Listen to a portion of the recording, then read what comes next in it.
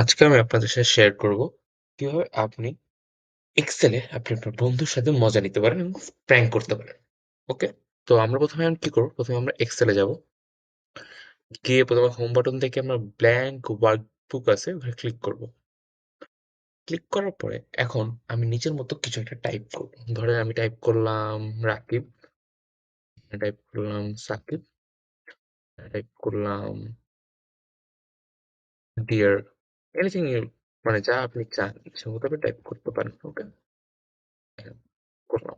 এখন করার মতো এখন আমি চাচ্ছি যে এই লেখাগুলো মুছে মানে থাকবে ঠিকই বাট আমি দেখতে পাবো না। যে আপনার বন্ধুর সাথে প্র্যাঙ্ক করতেছে বা মজা করতেছে।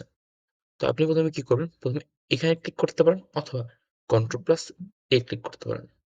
করার পরে দেন আপনি হচ্ছে Ctrl+1 ক্লিক করবেন। করার পরে এই নাম্বারের সিস্টেমটা আছে না? এখানে general, number, currency, counting, date, time, percentage, fraction, scientific, text, special এই যে কাস্টম, এই কাস্টমে ক্লিক করবেন। করার পরে এই জেনারেল এর জায়গায় এটা ব্যাকস্পেস দিয়ে মুছে দিবেন। দেওয়ার পরে এখানে এরকম ৩ টা দিবেন। দেখেন সাইনটা দেখেন ৩ টা।